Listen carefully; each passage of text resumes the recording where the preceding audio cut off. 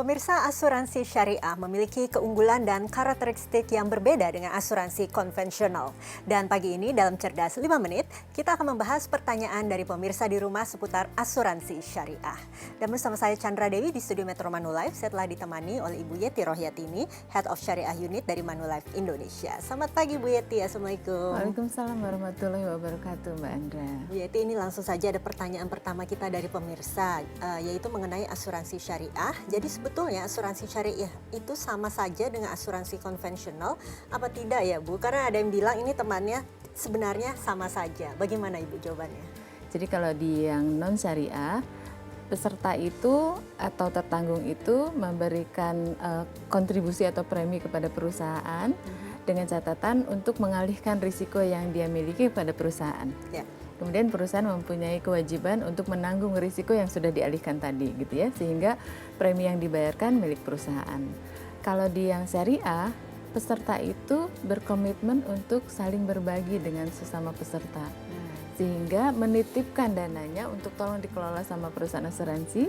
Nanti ketika ada klaim, maka dana tadi itu yang akan menjadi sumber untuk pembayaran klaim. Jadi sangat berbeda pada prinsip pengelolaan risikonya. Oke, ini pertanyaan berikutnya juga agak sedikit nyambung ini Bu ya. Ini setahu saya dalam produk asuransi tidak boleh ada lebih dari satu akad. Tapi yang ada sekarang lebih dari satu akad semua. Bagaimana ini? Apakah tidak melanggar aturan syariah?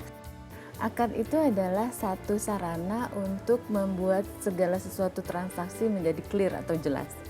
Sehingga memang harus sesuai dengan transaksi yang berlaku. Contohnya misalnya gini, ketika kita mau membeli barang secara tunai atau secara cicilan, itu akadnya beda. Sehingga kita bisa membedakan, oh kalau tunai itu akadnya pakai ini nih. Tapi kalau misalnya mau cicilan, akadnya harus berbeda karena kita jelas berapa kali mencicilnya dan sebagainya gitu ya. Tetapi contohnya di dalam asuransi adalah di dalam syariah kan kita sepakat bahwa syariah itu adalah menolong sesama dengan menyisihkan sebagian dananya sebagai sarana untuk menolong sesama. Ya. Itu pakai akadnya tabaru. Akad tabaru ini diperuntukkan untuk yang hal-hal yang sifatnya non komersial, jadi membantu sesama peserta dan sebagainya. Tetapi ketika peserta menitipkan dananya kepada perusahaan asuransi untuk tolong dikelolakan, itu nggak bisa pakai dana tabaru. Harus pakai dana akad tabaru, tapi harus pakai akad yang sifatnya komersial. Misalnya wakalah bil ujroh yang umum saat ini ya. Wakalah bil ujroh itu adalah mewakilkan pada perusahaan asuransi untuk tolong dikelolakan, sehingga untuk effortnya itu perusahaan asuransi akan dapat upah atau fee atau ujroh. Oke, ini pertanyaan berikutnya, apakah asuransi syariah ini hanya untuk umat muslim saja Bu? Apakah ada persyaratan berbeda untuk peserta tafakul yang bukan non-muslim? Bagaimana? Oke. Kita tahu bahwa syariah memang semua konsep, semua aturannya berasal dari Quran dan hadis dan sebagainya. Tetapi konsep ini diperuntukkan bagi semua umat tanpa kecuali. Jadi siapapun boleh. Oke, tapi untuk mengajukan klaim, sebetulnya proses pengajuan klaim untuk asuransi syariah berbeda tidak sih dengan asuransi konvensional Bu? Sama saja prosedurnya tergantung dari perusahaan. Tiap perusahaan kan punya turnaround time-nya sendiri ya. Iya. Jadi berapa batasan waktunya dan sebagainya ketentuannya. Tetapi yang berbeda adalah sumber pembayaran klaimnya, sumber dananya.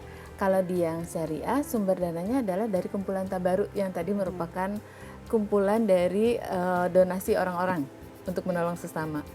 Itu dikelola oleh perusahaan tapi bukan milik perusahaan.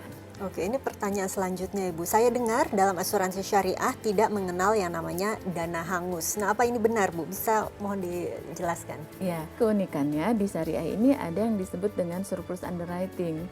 Jadi ketika dana yang kita alokasikan untuk pembayaran klaim itu di tahun tersebut ternyata berlebih, maka kelebihannya itu bisa saja dibagikan kepada peserta lagi gitu. Jadi itu mungkin yang dianggap sebagai nggak hangus. Baiklah Bu Yeti, terima kasih banyak atas kehadirannya dan juga kesediaannya menjawab pertanyaan dari pemirsa ya Bu ya. Sama-sama. Terima kasih. Dan pemirsa, demikianlah Cerdas 5 Menit, Cerdas Finansial untuk episode kali ini. Saya Chandra Dewi, terima kasih dan sampai jumpa. Dipersembahkan oleh